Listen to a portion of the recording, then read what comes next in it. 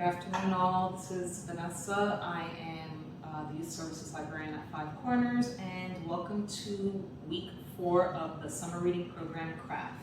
So if you are enrolled in the summer reading program, you should be picking up a craft bag at your local branch. It's going to look like this, and inside this bag you will find week 4's craft. So this is a tail, an actual tail that you are going to create using just yarn, a safety pin, and a rubber band.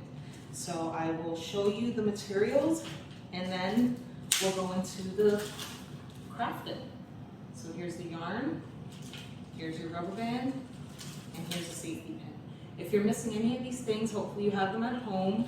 If you don't have the rubber band, you can always tie a knot at the end of your braid in order to make the tail. And once you're done, it'll look something like this. But let's go into making the actual tail, and I'll show you all of the different ways that I have created my tail. So what you do first is you grab your safety pin and you loop it through your strings. So once you do that, you close it and the yarn is all set in place. And now you have to separate your yarn into 3 pieces to make the braid. So we'll separate it into 3. And once you have your 3 pieces, you start your braid. Now remember, the middle piece is the one that you always have to hold on to. And that's the one that it's going to be looped with the other ones. So once you loop, you just keep looping and looping. And as you start to loop, you'll see the braid form.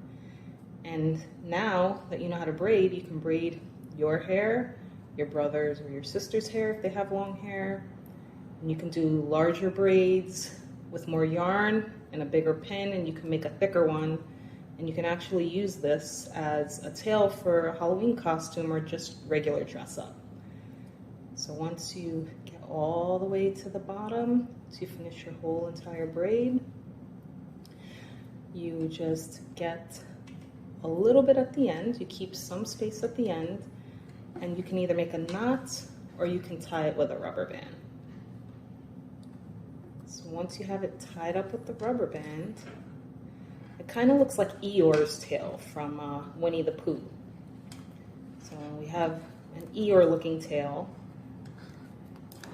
and keeping it tied will keep your braid from unraveling or untangling itself. So for us here, we're just going to start pulling the bottom portion of the strings apart with our fingers. This is the harder way to do it, but if you have a brush at home with like thick plastic bristles, you can use that to comb out the yarn, and it actually get very fluffy and look like a tail, like a fluffy animal's tail, like a horse or like a donkey tail or like Eeyore's tail. So you just keep pulling them apart just like this. Grab and pull, grab and pull. And once you continue doing this, it'll look like this in the next clip. So after you finish your braiding and your combing or the separating of the ends, whatever way you chose to do, your tails should look something like this. So these are regular braided tails, and this is a special one. This is called a fishtail braid. So if you're really good at making braids, you can do different styles of braids and have different types of tails. So these tails are good for like dolls. You can probably pin this on one of your dolls. But if you get bigger pins like this one, you can make big, thick tails, and you can actually wear a tail yourself. So it's really up to you. Thank you for joining me for this fun summer reading program craft. Again, we made some tails today. I'm Vanessa. I hope you enjoyed. Happy summer and stay safe. Bye.